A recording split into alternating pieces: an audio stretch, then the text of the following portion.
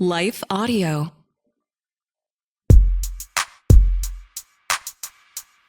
Today on Talk About That, John and I chat about the pros and cons of performing at a music festival.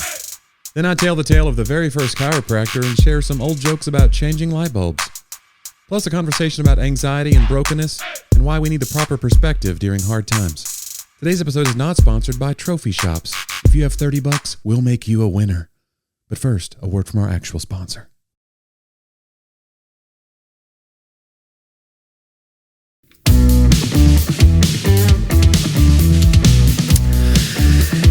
Pull up a chair, Johnny. It's another episode of Talk About That. We're going to just spend a little bit of time as friends with other friends all around the world discussing the things that matter in life and a few that don't matter. Mostly don't matter. Yeah. You always say pull up a chair, but I just did an event in rural Pennsylvania, Shippensburg to be exact. Shippensburg, Pennsylvania has an event on the fairgrounds there every year, Christian music festival called Uprise. And they invited me to come do comedy. And then they go, hey, it'll be a tent. It's at night. You go, all right. But then they go, hey, can Johnny do like a 10-minute teaser set on the main stage? Which those are the ones that give you a panic attack. Because the tent, like there's walls, there's a ceiling, there's clustered groups of people. But if you know there's going to be 8,000 people on a field, on a hillside, spread out. Right. Just distracted by a beach ball is flying around. Right. Chit-chatting. And then there's a catwalk and there's like people just standing because there's just been a band on there who had just performed when I went up. It was 5 p.m., so it's still blazing hot. Martin Smith from Delirious had just performed. Wow. So he got up, he did this really expressive worship set. He's waving this flag. He did a whole thing like that. He's waving this flag that says Jesus It's around. God's great dance floor. He did God's great dance floor, but I think he closed on something really softer. And then it was like, and then he waved this flag, and then he laid the flag down at the base of and then they go, you're going to want to work around that flag. They literally said that to me. Don't walk on the. I go, I know not to walk on the. But I was so then they said go out, and so at the catwalk there's people still standing. And that's what it made me think of when you said pull up a chair. It's like comedy and standing don't go together. Is a weird. There's only, in a stand-up routine, only one guy stands up. Am I right? Hey, now. Come on. So I was thinking of how to like project, which when I did my first festival in 2013, I asked Bob Smiley, who had done so many of these, and he toured with the Newsboys when they were gigantic. And so he just got used to it. And his advice was, hey, man, when you stop talking between thoughts, there's going to be like a flamingo party of just cacophony of weird clustered people talking and distracted in that front area. You have to remember there are 10,000 people on a field that are seeing you on a monitor, they're hearing you, and they're connecting with you. Just remember that. I go, okay. And I'm so glad he gave me that advice because it really did. It would have really rattled me. Because you'd assume the whole place is doing that. Yeah, you just get so like, why aren't they, and it affects your pace, it affects everything. So I already knew that, and I did that festival way back in the day, and so I don't do very many of these. But part of it is because like standing up, like not everybody was standing up, but those few hundred people in the front were just. I was just like, hey, and I had to call it out. I was like, hey, I don't know what you think's about to happen here, but the energy is getting ready to drop a lot. I was just like, this is not a stand up. Stand up and like we're not going to be any headbanging. And I said, you people in the chairs back there, you're my people. This is the energy that I need. And so I was right away trying to just disarm them a little bit. And it went fine. And then the tent thing was really fun. But I just was trying not to eat it. That 10 minutes, you're just trying to like give them enough to where they'll come to your show at 10:30. That's interesting. They made us do something similar at the Alive Festival in Buffalo. Is it Alive? Is that what it is? Life. Buffalo's Kingdom Bound. Kingdom Bound. Sorry, thank you. Yeah. And we were only on Reggie got to do the main stage. Yeah. Obviously. Right. They didn't invite me to do that. But they invited me into the tent with Reggie. Yeah. Like it's nice. It's nice to be invited in the tent. It's a big tent. So it was. I did Kingdom Bound, and that's I had a negative experience there at the teaser set. So like they had me late night. They go late night, stay for Jonnie W. But they said, can you do a quick set? I go sure. And I was waiting for like, somebody to intro me. Yeah. And then there's like the main stage, and then there's this weird stage in the middle, like where the front of house soundboard is. Yep. So you're in the middle of the crowd almost on this little like 4x4 pedestal. Yeah. And they go, just stand up here and do it. I go, is anybody going to introduce me? He goes, you're on. And he hands me a microphone. And like somebody had just gotten off stage, whoever it was. Yeah. And I just have to go, hey. And it was so bad. And it was like 5 minutes. Luckily, that one I just cut off. I was just like, I'm not doing this anymore. And I got off, but and I was like, nobody's coming tonight. Based on that, they did, but not based on that. It was your pessimism. Yeah. They got the best I of think you. my pessimism is what drew them to me. I think. No, but it's always a Moths to weird pessimistic flame. It's always a weird feeling of like everybody asks me that all the time. That's the number one question I get is like, do you ever get nervous? And the truth is like, I do so many shows that you don't feel the same level of nerves that you would have when you started out. But what makes you nervous is when the system changes. Right. Like you're used to a certain way of thing. This guy will intro me. I'll go up. The crowd will be all facing me. It'll be dark in the house. There'll be things that you can control. There's like 10 things. And if like you get 5 or 6 of them, you're good. Yeah. Even if they drop the ball on 4 or 5, the intro gets flubbed. The lights are a little bit too bright. Whatever it is.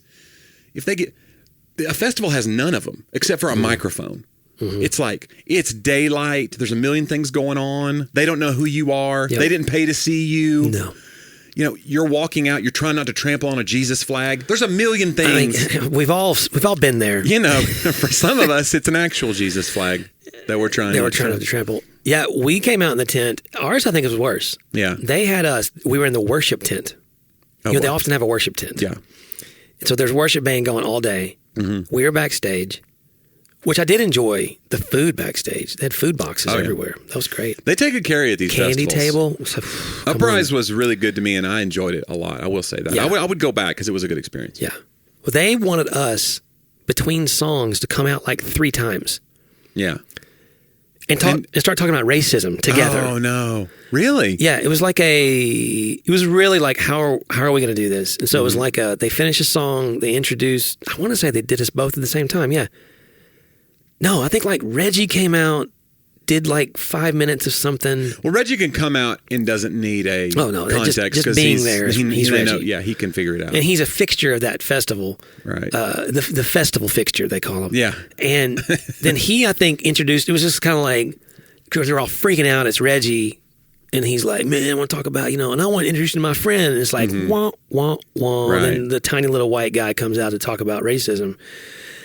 For like 5 minutes. Yeah. And then I come back out, and then he goes back out later, or I go back out, I think, the second time by myself and do another little talk. Without Reggie context. Right. And then I think I have to introduce Reggie after that, and then he comes out after the third. It was like crazy. And then later on, we did a big like radio interview in the tent with the live crowd. Mm-hmm. But it was really hard, like to get them, and they're straight out of a worship song. Yeah. So it's kind of like, oh. So I mean, I think you're complaining about your experience. I'm but not. I feel as if I sound like I'm being a diva or something. Held it together better in a bad experience than you did in a mediocre experience. Right. And you were putting forth like ideas to help, with a serious issue. I was just trying to tell dumb jokes. Just dumb. Really dumb. Which, by the way, I thought of a dumb joke of yours today in staff meeting. Yeah. That you don't ever tell anymore. It's really gross. You're going to tell it, and it's going to be something that I used to tell you that's not my joke or something, probably. No, it was your joke. Oh. I can't remember the setup exactly. Oh, boy. But I want to say... We'll edit this all out. I don't want to say the word because it really is kind of gross. Oh. But I would love to pitch it to you where you could tell it. No, it's fine. Without giving it away. The key word was scabies.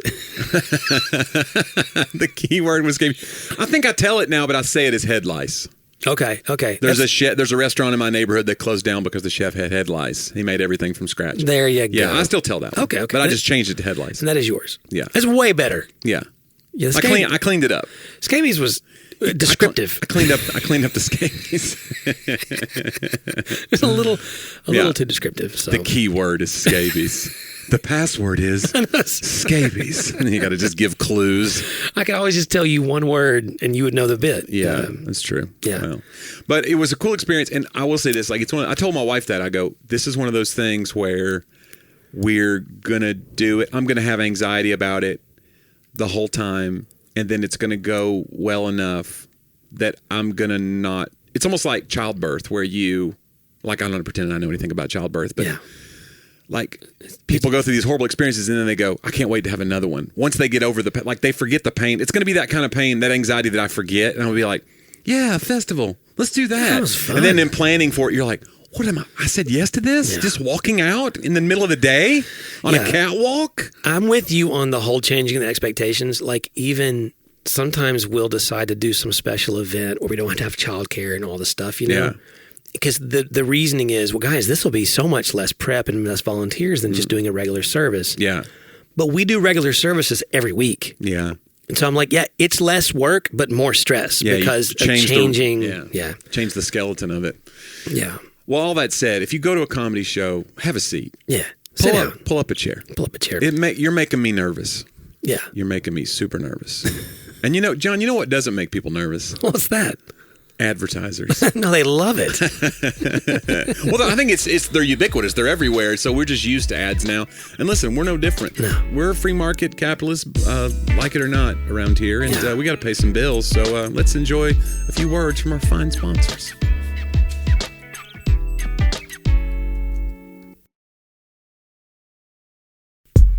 I don't think I've ever heard you plug free market capitalism before. Well, that was I say it, yeah.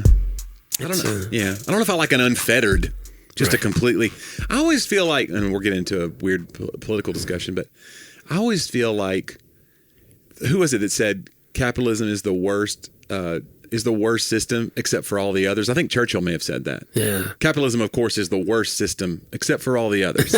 So I think it is. It's kind of like we've chosen the one that works, but even it has so many dark sides that we try to ignore. Just like socialism and communism have complete dark sides that if you're espousing those belief systems, you're only saying the bright, shiny things about it. We'll all be equal. We'll just divide everything. You're not saying the dark, horrible things about it that can happen. And capitalism is one of those that we just kind of go, well, yeah, it's the best of the bad things. It's the best of the things that we need a good referee. I always felt like the government should be a referee.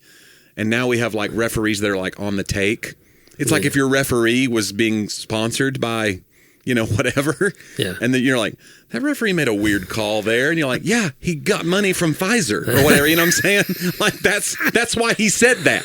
That's funny. So I just feel like that's where we're at with capitalism. But all that said, I still think it's the best system that we have. It's just also has a lot of flaws. Yeah. Interestingly enough, I don't think that there is a human system that can fully take care of the human condition. I think that's the whole sort of premise of gospel thinking. Yeah. So Switchfoot, by the way, put out their 20th anniversary live edition of The Beautiful Letdown. Would you believe me if I told you that I listened to it in its entirety live at Uprise Festival? From the front of house. I was standing with our friend Dane Allen at the soundboard. They did the whole thing? They did the whole record. You're kidding. Yeah, it was really great. Would you believe it if I heard the recording? Yeah, I'd believe it. But did John Foreman come into the crowd and get like 5 feet from you with a spotlight? Oddly enough, I don't know how he did it. Yeah, he's good. Did. He came to your house. He's real good. I saw him outside the window. Why is John Foreman in the yard? He's on your hedges. That's weird. Yeah. What's crazy is I was listening and he tells the story of The Beautiful Letdown. Yeah. Which is a crazy story. Did he tell it there? Yeah. I mean, like that they made the record in L.A. in a week and a half, which I don't know how. Right. I mean, that record has so many nuanced parts to it. Yeah. Which just means they know their songs that well, is what that means. And then they got signed to this major deal, and they go to New York, and they play for the big people in the big building, and the guy with the big suit who makes all the decisions listened to 1.5 of their songs and said, "You're dropped, I hate it." And then everybody else started burning it, and everybody started laughing. You guys took the CD and burned it and spread it around. He said that. Yeah. And it became somehow double platinum or something, and this is really your record. You guys made this happen, and it was such a gift to us. But I started listening to the song, which that bass line still just kills me. Yeah. Like just that's such an amazing bass, simple but amazing bass line.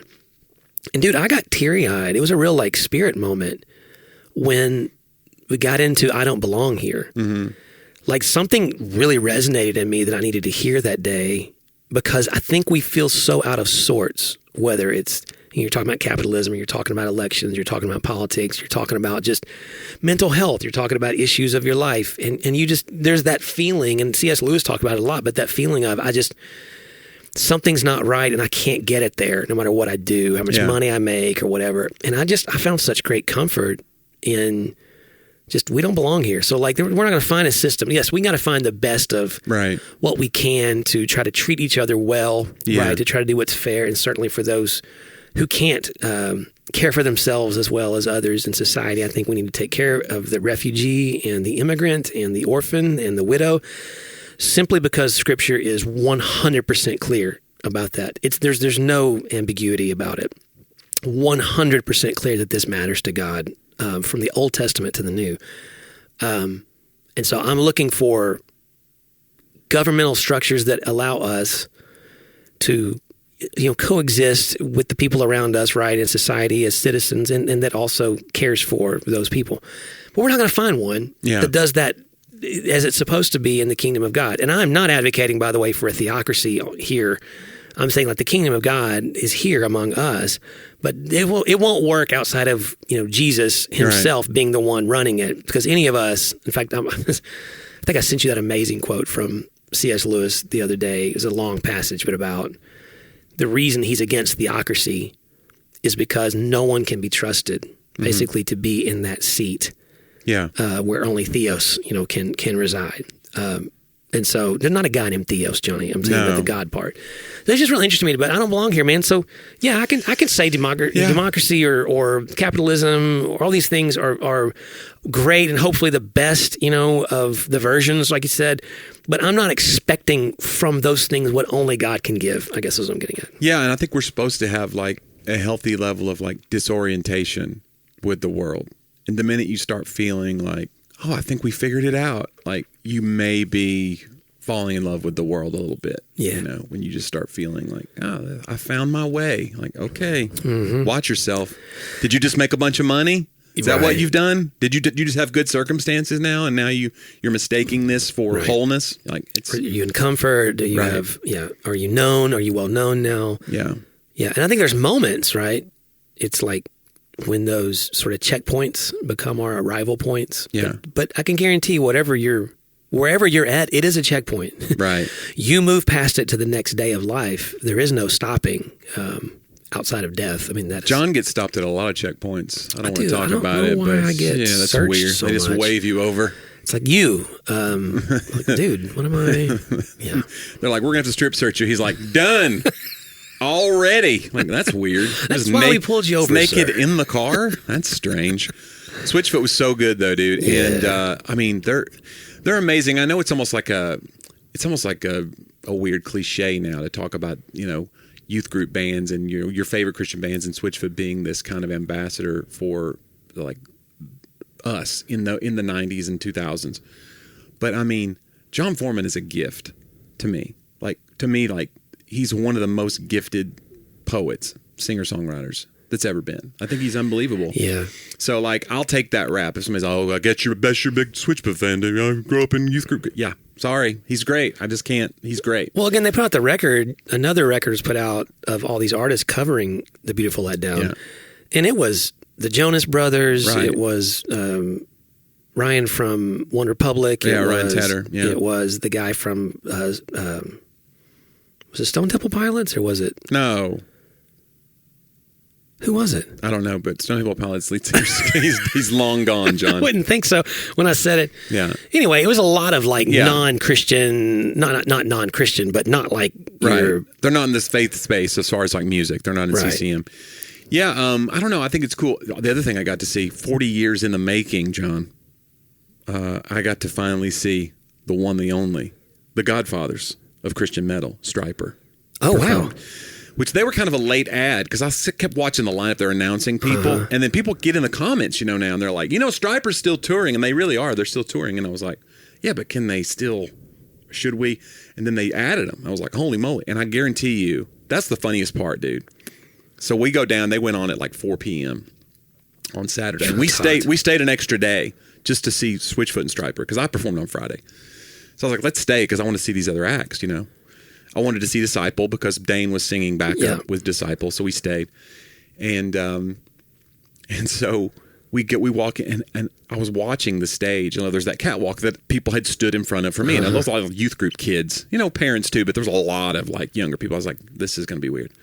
Not for Stryper, dude. I looked out there, and it was hundreds of people gathered, and they looked like me. It was just dudes in black T-shirts. There was a lot of slip-on shoes. Let me just say that. There was a lot of Skechers. There was a lot of Skechers on the fairgrounds. And they were just ready to rock it out, dude. And it was so funny. Wow. But it was, and I was like, is this going to be cringy? They were unbelievable. Wow. This is their 40-year anniversary. Wow. And so I was like, it's so interesting watching somebody like, how do you take care of your voice? Like, I bet you these songs were probably a half step lower. Yeah. Sometimes you see these bands like Creed, they're doing their songs like 2 steps lower. Yeah. And they've not even been out 40 years. Right. It's just that they ruined themselves with drugs and alcohol. So here's this thing of like a clean living band for real. I mean, that's how, it kind of works, I guess, unless you're just off the deep end. But like, I told Dane that. Me and Dane kept looking at each other like, how is he hitting this note? Wow. And I was like, you need to talk to this guy. Was it John Schlitt? No, Michael Sweet. John Schlitt was Petra. Oh, I'm sorry. Yeah. Yeah. So I was like, you need to talk to Michael Sweet about like how to preserve your voice. Because Dane is one of those guys that can just go for the ceiling. Right. And that's why he sings back up for Disciple, because, Kevin's like the screamo guy and Dane gets in there and kind of layers in his thing. And it's really cool. It kind of rounds it all out. But he goes, yeah, I stay backstage and I just kind of like, Kevin's in his ears and he just goes, they want me to just go for it. He goes, I have to chug water during takes or between takes, between songs. It makes me feel good to know that Dane has a human side to his singing. I think he's nervous about it, as far as like, I know they're expecting me to just hit the crazy high notes, and so I've got to really be ready. And so I think he tries to protect his voice, but yeah. But it was cool. So that was interesting and not expected. I thought, well, we'll go see Stryper. I almost treated it like it was a novelty, and they were actually really impressive. Wow. And I didn't realize how, like, their musicianship was so good.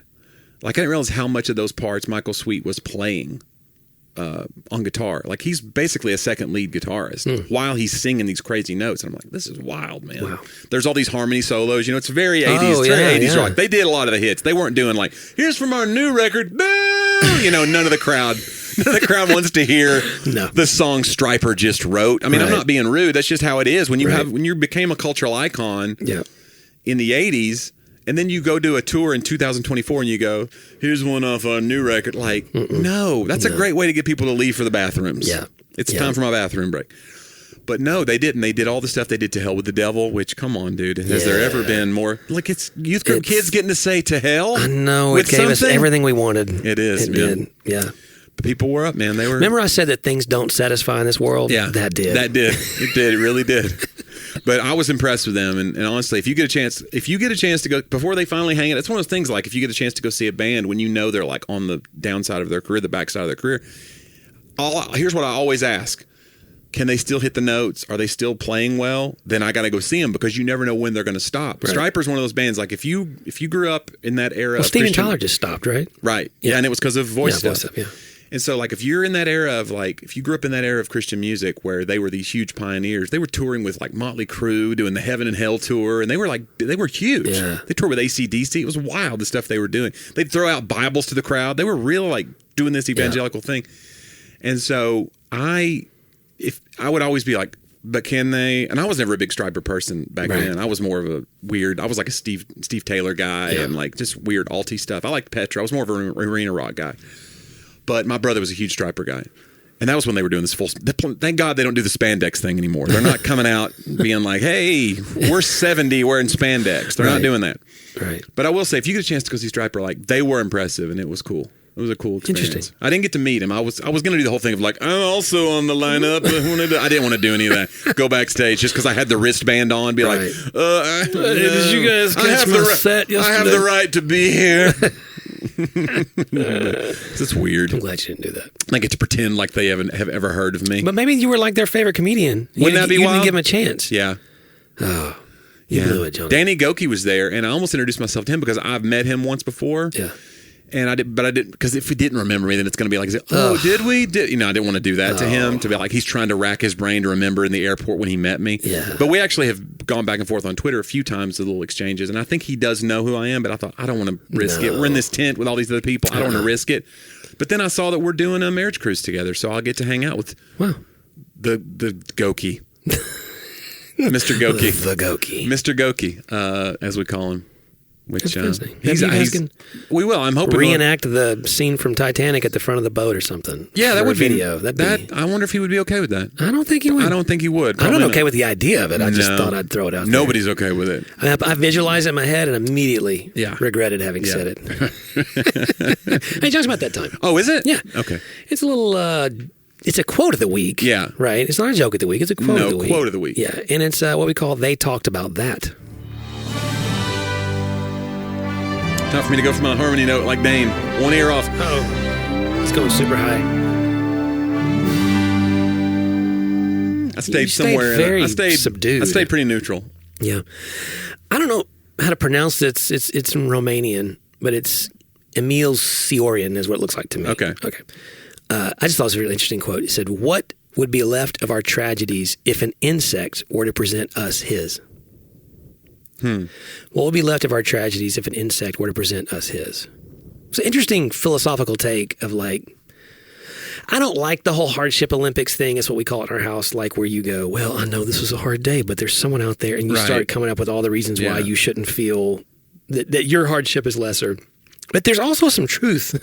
Yeah. I think about people, and when I'm praying even, I think about, people in Gaza right now with children. I can't fathom. Yeah.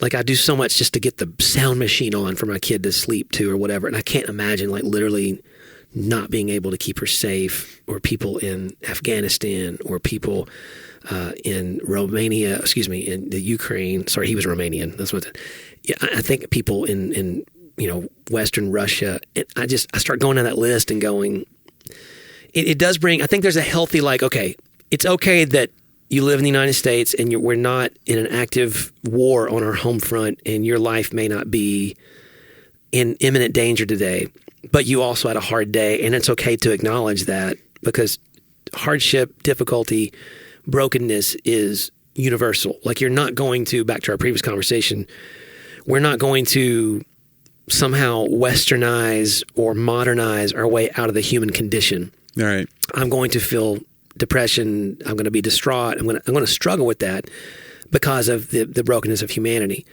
I can also say that this could be a whole lot more broken in my circumstance than it is today. And so I can find a medium to go, yeah, this kind of sucked. This was hard. Yeah. Or this is hard. And that's okay. We come around each other. But to also say, man, there are those who have a harder circumstance today, who are feeling these same emotions, but maybe at a more intense level. And so I just think it's interesting. Yeah, an insect's problems today probably feel a lot, worse than mine. Yeah, I remember when Jerry Seinfeld did this series forever ago called Comedians in Cars Getting Coffee, and he had Chris Rock on one time. They've been friends for years, and they were talking about raising their kids and the anxiety that they felt versus what their kids feel. And Chris Rock was trying to put it in words for Jerry. He was like, yeah, my daughter. Jerry was like, my daughter this, my daughter that. And she's feeling a different kind of thing than we felt. He's like, yeah, because we had nothing and we knew what was causing our anxiety.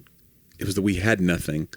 And so your daughter wants to know, I have everything. Why am I still sad? Yep. And then Jerry was like, yep. It was almost like, you nailed it. Mm-hmm. She's literally said almost those words to me. You could tell by the way he looked at Chris Rock when Chris Rock said that. We have everything. Why am I still sad? Yeah. And I think that's the weird thing. Like you said, you can't out-earn whatever that brokenness is. You can't out-accomplish whatever that brokenness is. And so you just have to acknowledge it at some point and be like, this is a broken world. But you believe you can. Yeah. Instinctively, and kids certainly believe, and that's probably on us. I find that a lot of teenagers I encounter don't want to grow up now because they see the anxiety that the adults are carrying. Yeah. We used to be like, I can't wait to grow up because I can eat ice cream for dinner if I want. And then parents would be like, you don't know what you're in for. You better hold on to this for all you can. And we'd be like, what a bunch of losers. Yeah. I can't wait to just drive my car wherever I want to go. Yeah. But you're right. There are kids now who literally don't get their driver's license. You have to make them do it. Yeah. Because they don't want the anxiety that comes with the responsibility because they see grown-ups that are bummed out. Yeah, it's like a both and. It's like they want to grow up and they want that experience. They have that same sort of drive that we had as kids of I'm supposed to be pushing forward towards something better, right? Yeah. That's like sort of the drive of life. But now they're worried it's not better. So they still want to get there, but they're also like scared of it because it may not be better. And then there's also, I think, and I have to tell Sadie this, by the way, she got her driver's license yesterday. Real proud of her. Yeah, go Sadie. And I have to tell her all the time, like, no matter what the books or, any like books that she reads, that's kind of like these teenage romance type things or, adventure things. Or if we watch, what's the show? I don't know, but is it going to be something that we have to give a disclaimer for? know. We're not saying that we love the show. Whatever he's about to say. There's somewhere they're always on a treasure hunt. Okay. You know what I'm talking about? No. They find a treasure. It's the Spanish treasure. I'm sorry, it's just totally lost. Oh, the me. Oak Island thing? No. Oh, okay. I'm sorry. It's a bunch of teenagers living like this. Oh, I definitely don't know that. Their lives are hard. And I don't know why I can't think of it right now, but it's literally a show I know really well. But point being, I was like, high school is not the enchanted existence that the world tells you it is. And so there's like this constant scarcity when it doesn't feel that way. Yeah. Like, yes, there's more freedom in some ways right now from responsibility. Yeah. The freedom you want, you don't have yet. The freedom you don't want, you also don't have yet, right? So you can have a lot of freedom from responsibility. Outer Banks, that's what it's called. Sorry. Oh, right. Okay, I remember that. Like I've heard of that. You have that freedom, that you don't want, you also don't have to worry about right now. But make no mistake, like this is not the moment where you're peaked. Like that is not it at all. Right. I mean, I think to me, and again, it's almost like you feel ashamed even saying this because we're so against the idea. We're so for the idea of being young and against the idea of being older. 30s, twice as good as teenage years in terms of like, oh, okay. Like you're just your body and mind, you're more settled at things. You're facing things as an adult. Although you don't feel like an adult necessarily. That's the thing. I didn't feel like an adult in my 30s, but that's that moment I had all that freedom, and I'm like, oh, I still feel like I'm 18. Yeah. 40s, not as much, Johnny. But No. but there's just that. I mean, I don't know. I think I still feel that way. Your hair was set free. It was.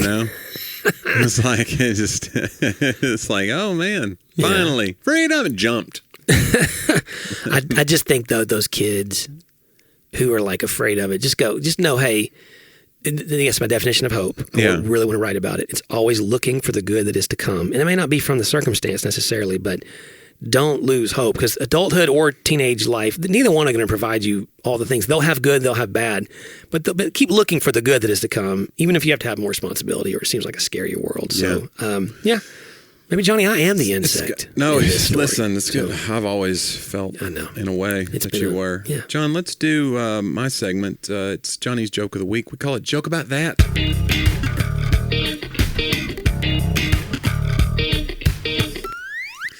I wanted to focus instead of one particular joke. I wanted to focus on because I saw a few of these when I was doing some searching this week. Because I was like, what can I talk about? There's a structure that's kind of an old, and I always try to find. I couldn't find out where this structure came from, but it's the how many blanks does it take to screw in a light bulb joke. Okay, and I think these jokes are funny because they figure out a way to lampoon different aspects of a different culture, a different job, sometimes it's different denominations, sometimes it's whatever. So I just found a few that I thought were funny. A couple of these I did not remember and I've never heard before, but maybe you can remember one or two that you remember. But how many telemarketers, John, does it take to change a light bulb? Any ideas? Only one, but he has to do it while you're eating dinner. That's pretty good. I never heard that one. That's good. How many therapists does it take to change a light bulb, John? Only one, but the light bulb has to want to change. Yes. See, I'm into this joke. That. Yeah. I was trying to think of one for you that would be about ghostwriters. Or how many Christian authors does it take to change a light bulb? It takes one to change it, or one to take credit and 50 to actually do the changing, or something like that. Right. Basically, you go all the ghostwriters. Yeah. Okay. I'm not through with the jokes. I'm not through with it, John. Okay. It's still a work in progress. Yeah. Not unlike the changing of a light bulb. How many Apple product enthusiasts does it take to change a light bulb? We know many of these people. You probably technically are one, but we know a few that are definitely like early adopters. Everything Apple, they can do no wrong. They're watching every one of the presentations. Yeah. They don't change the light bulb. They just buy a new house. So that's definitely, yeah. That's good. And finally, John, how many optometrists does it take to change a light bulb? How many? Is it 1 or 2? 1 or 2? 1 or 2? Or 2. I like it. John, that was Johnny's joke of the week. Let's move forward to the end of the show. This is a segment where we do This Week in History. We call it Talk About Then. John, this week, 1954, William Goldring's Pulitzer Prize winning book, Lord of the Flies, was published. Chronicled a group of British boys stranded on an uninhabited island and their attempt to govern themselves.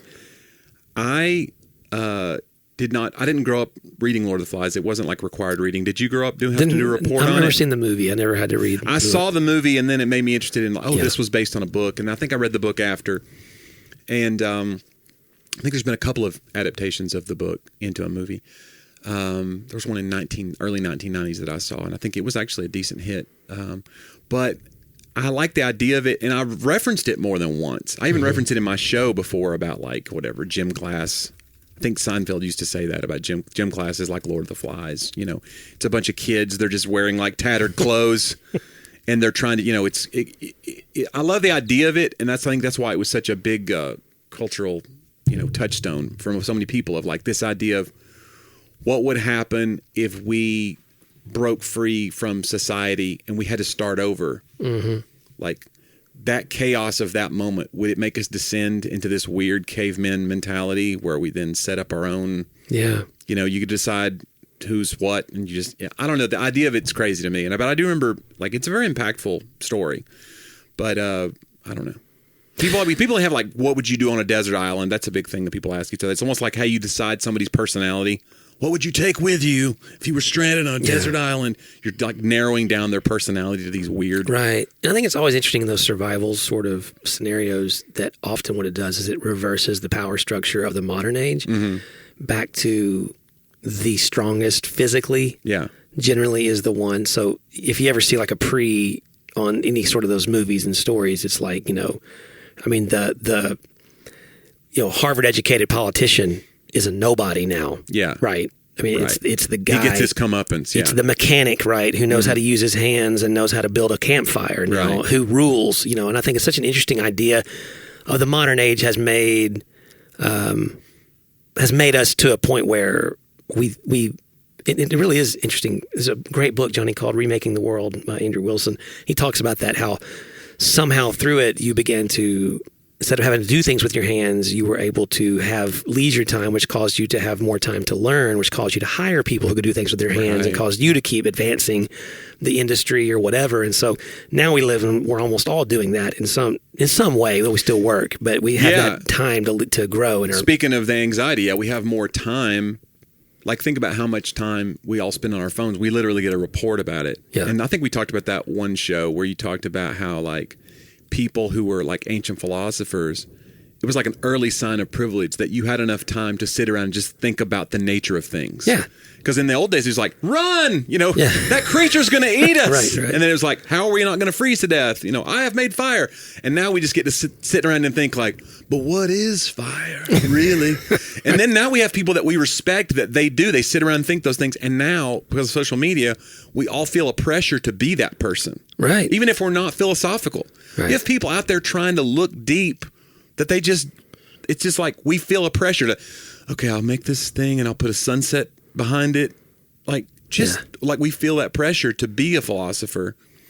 And so it was the one that's time. a very new thing. It was the one time my dad at church allowed me, because I always said that our church marquee sign sucked. Yeah. So I was 16 or whatever. And he's like, well, then you do it this week.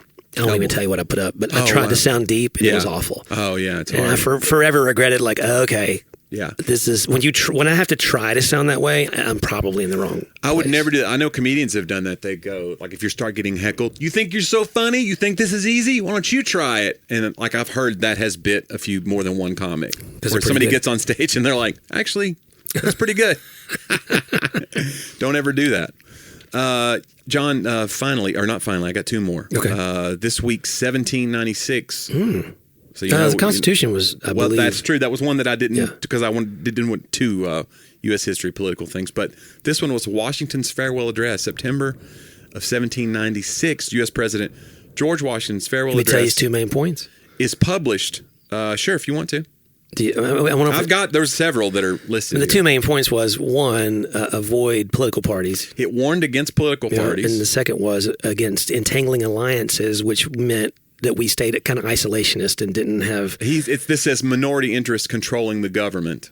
So basically he was talking about maybe entangling alliances with other countries outside, are also like lobbyists, which now we talked about. That's the whole thing, is like, if you're in the pocket of the NRA, it doesn't matter how many school shootings, you're going to come out and be like, well, it doesn't matter. What we need is more guns. If you're in the pocket of minority interests, you're going to be in that person's pocket. That's what Washington was warning about. A large public debt, he also warned against.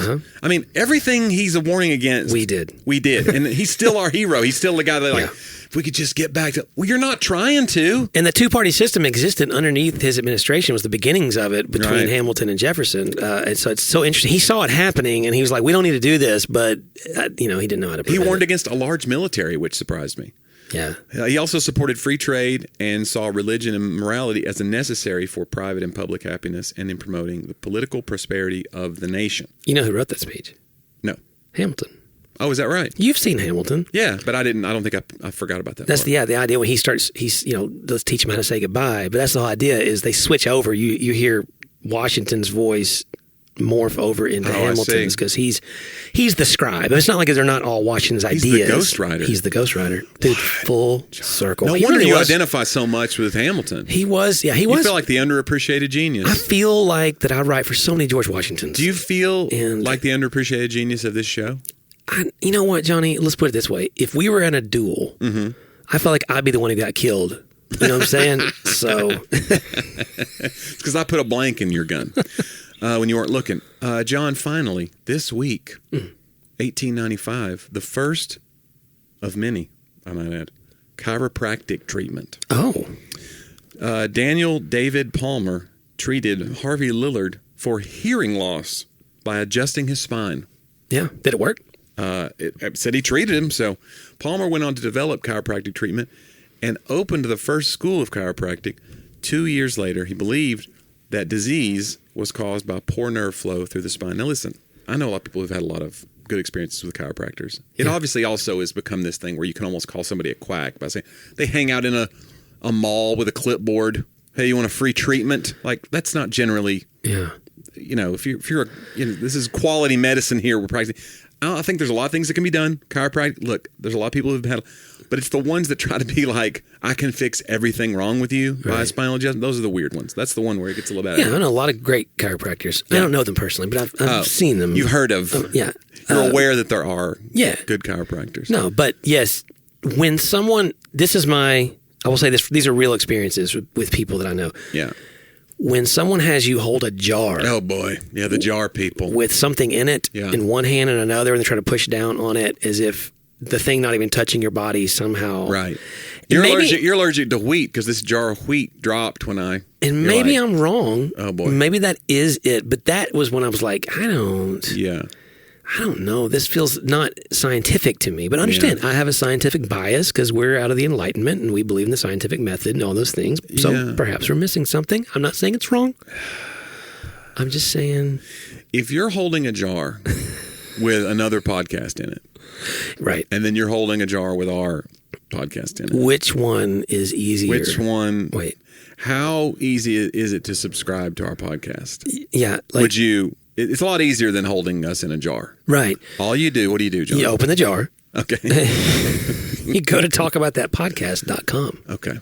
And you know what's inside that jar, Johnny? What's that? All kinds of old episodes, all kinds of stuff. You'd be surprised what fit in that jar. Could you poke a couple of holes in the jar and put like a leaf and a twig so that we simulate what we're used to? You know what that would be like. You know how you poke that hole? What's that? You become a patron. Thank you, It gives us air. It does. Thank you, patrons. That's also how you get ad-free content. If you want to send us a message, just send an email to hello@talkaboutthatpodcast.com. Yeah. We'd love to hear from our fine quality listeners. We heard from a listener this week who was a South African living in the United Arab Emirates. Okay, because I was telling you the other day that we still get these reports that like we're trending in the UAE as like we're the 40th comedy podcast in the UAE. Yeah, I truly love your podcast. I listen to it when I clean the kitchen at night, and somehow it makes kitchen work funnier. Hey, thank you so much. It was Dubai. Oh, okay. Thanks for cleaning your kitchen. If you're just cleaning your kitchen alone, that deserves a little bit of a shout out because I'm not good at that. I'm one of those like, let's let these dishes soak. Do you ever do that? Do you do the soak? You know, because your wife put the smack down on that. She won't let you let them soak. First of all, no. Yeah. Maybe. No, she is the one who does the dishes in our house. That is not true. When I do the dishes at night, we should have a rule. Whoever cooks, the other one does the dishes. That makes sense. And I don't know how to cook, so we'll just leave it like that. Okay. And that's my rule, by the way. She'll often go, I'll do the dishes. I'm like, what are you doing? You've already done the work. This is crazy. But I believe it was on, like there's a study out that starting your dishwasher every night, no matter how much stuff is in it, saves more water or uses less water than trying to wash in the sink. So I load everything up every night, if it's a little bit, if it's a lot, and start it every night. I like to let things soak. And then you wait. I give it a few days. Oh, okay. Because you really want them to soak. Well, yeah, you really... Because some of that stuff gets really baked on there. Uh-huh. And then that stagnant water, that'll hit your nose, and you're like... Ooh, I don't want to touch that. I need to rinse this stagnant water out. Let these soak some more, because now it's had stagnant water in all our coffee mugs. So anyway, that's just my policy. But if you're out there and you're doing your dishes every night, I don't know. Hey, well done. Listen, you're my superhero. I don't even know how you're doing it. You're already ahead of Johnny. You got a gift. Yeah. You got a gift out there. The bar was low to be ahead of Johnny on this one. Yes. But still, we appreciate you. No, thanks for the email. It means a lot, and for the great review. And and you guys should all contact us, all of you, now. If you all contact us right now, it would probably crash the site. It would. It'd probably crash the internet. Yeah. Let's break the internet on this. Could you imagine?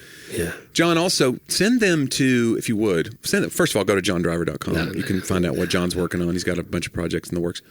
But if you go to JonnieW.com, you can find out about my comedy tour. A lot of new dates popping up there. I'm going some interesting places. I'm going to Alaska in October, which is when you want to go. I was going to say, that's when you want to try to, let's try it. Let's fly in. Yeah. Is that are you just somewhere or cruising? No, it's a fundraiser event in Anchorage. Okay. At a church in Anchorage. So fun. Anyway, you can get tickets at my website, JonnieW.com, and there's a bunch of new dates that are popping up on there. And come to a show. Yeah. Comedy's fun live. But bring a chair. Yeah, sit down, guys. They'll probably have a chair provided for you.